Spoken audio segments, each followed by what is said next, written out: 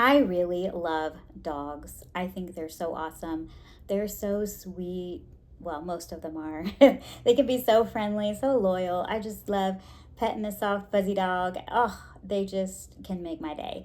And I especially think that service dogs are amazing. And today I'm going to share some of my thoughts about guide dogs. Hey, everybody, welcome to this video. My name is Julie. I was born with dwarfism, so I'm only 3 feet tall, and I was also born blind, and I am also a chocoholic. Uh, Wait, okay, sorry, wrong video. We'll talk about that another time. So, because I'm blind, a lot of people wonder if I've ever had a guide dog or if I would consider getting one. And sometimes people ask me that question, and I love talking about that. I don't talk about it very often, but it's a really cool topic. So, we're going to talk about that today, and I will try to answer your questions about that. So, I am a cane user. I have had a white cane for somewhere around 25 ish years. And my cane has a name. Her name is Jane, Jane the cane. And I'm going to introduce you to Jane at some point and show you how I walk while I'm using her, how I walk with my cane. And so that'll be another video at some point. But I am a pretty experienced cane user.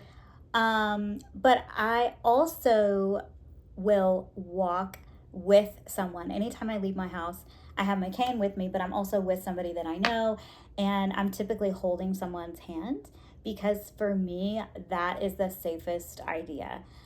Because I'm only 3 feet tall, I'm the size of a 2-year-old.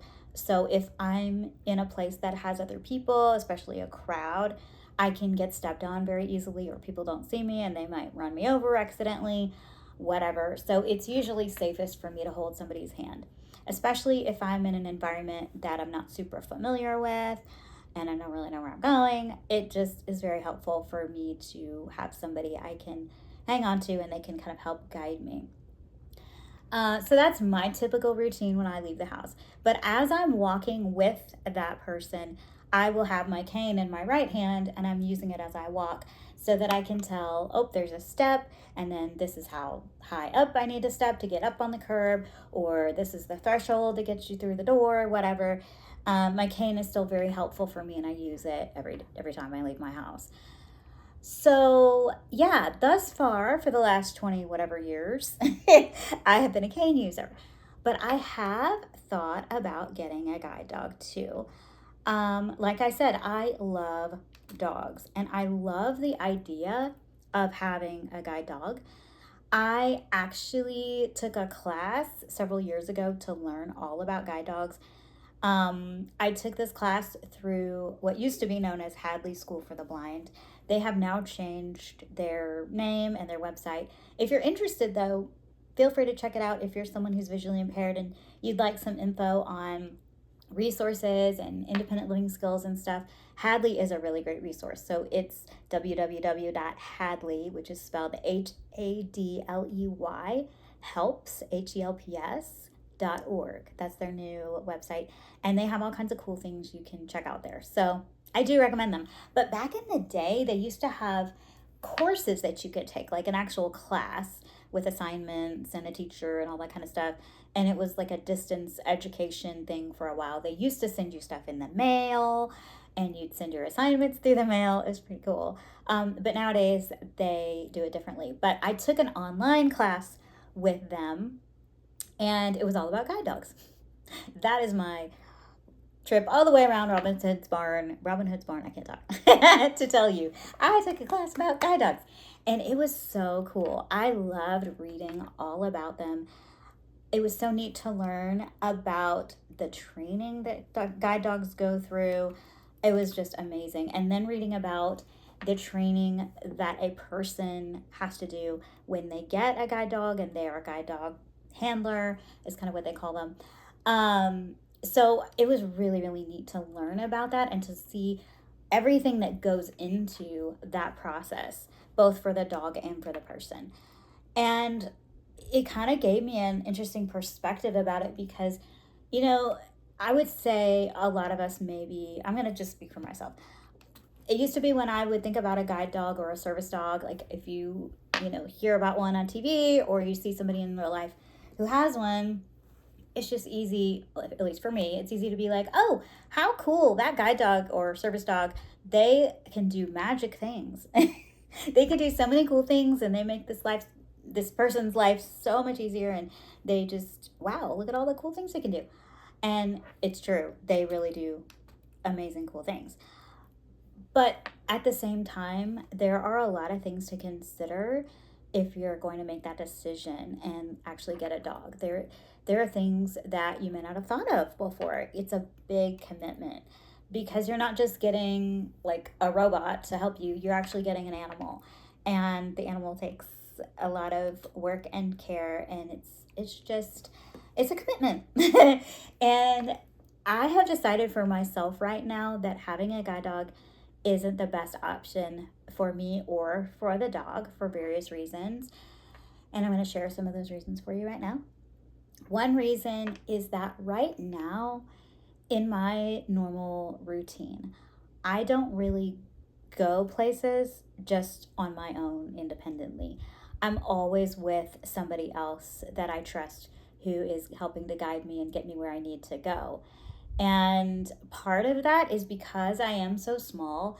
And so I'm a little bit more vulnerable than the average blind person, or just the average person in general.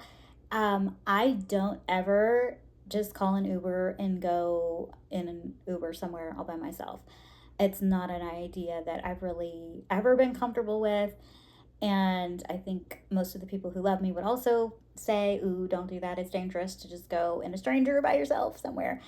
So I'm always with somebody that I trust. So that's one thing. It's, at least for right now, I'm not traveling much independently. The other thing is I don't have somewhere that I need to be on a regular basis, like every day. Some people, they're in school or they have a job where they go to the same place every single day or however many times a week, whatever it is, and they go and they have the same route that they take every day or every whatever, however often. And I don't really have that right now. I mean, other than church, but so the cool thing about a guide dog is if you do have somewhere you go on a regular basis, your dog, well, you and your dog learn the trip and you learn the route that you would take every day, and you get used to that route. I say route. I guess route. Anyway, point is, you would learn that and you would get used to doing that every day, and that's something that dogs are really, really great at. But for me, I don't really do that. I don't have a routine like that where I'm doing the same thing all the time. So I'm always going to different places and I'm with other people. So yeah.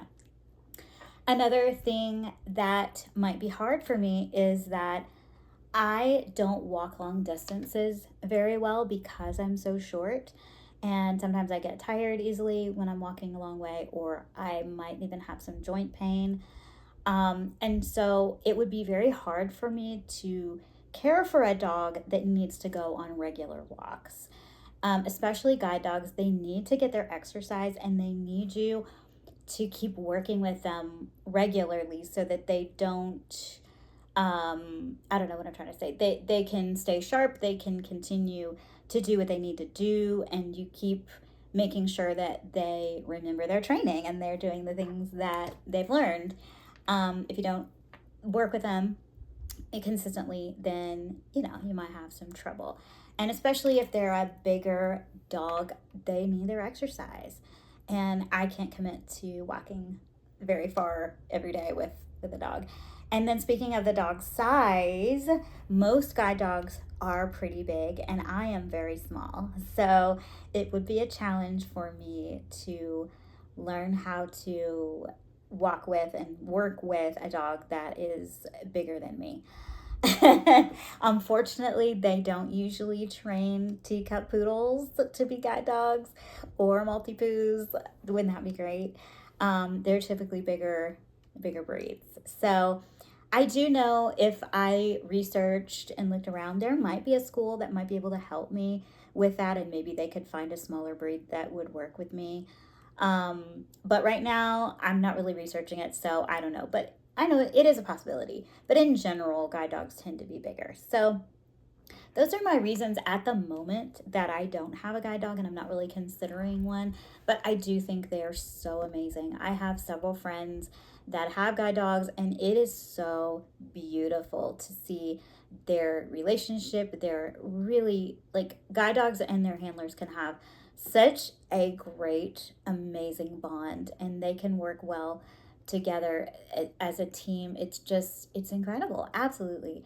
Um, so I'm a fan for sure. I do have one friend, for example, though, who had more than one dog over the years. I think he had two, and in different seasons of his life. But in this season now, he's decided not to get another one. And that's kind of the thing is for all of us, we all have different seasons of our lives, and each season can bring with it its own unique set of needs. Each season can have different routines or different things that we're involved with, just in general, people in general. Like you may be involved in school in one season and then not another, or working different jobs or whatever, and your routine can change. And so I am absolutely open to getting a guide dog in the future if my situation changes and if I feel the need to get one. I am totally in favor. I would love it. And if I ever do get a guide dog, I would love to take you on that journey with me. That would be so cool if I could document that experience and that process of getting a guide dog. So if it ever happens, I will let you know, assuming YouTube is still around at that time. So, yeah, there you go. In a really big nutshell, that is my answer to the question about guide dogs. Tell me in the comments, do you have any experience with any kind of service dog? I would love to know whether it's a dog that you have worked with or someone you know. Yeah, let me know. What do you think? Do you have any stories for me about guide dogs or other service dogs? And if you have any other kind of questions for me, please feel free to ask. You can ask me anything you want about guide dogs. Well, I don't know if I have that much more to say, but feel free to ask. Or just my life in general, what it's like to be blind or a little person. I am open to talk about most things, so feel free to ask me whatever you want. And if this video would be interesting to someone else you know, please feel free to share with them. And yeah, anyway, I guess that's all for today. I hope you have a really, really great day. And we will talk again soon on our next video. Bye.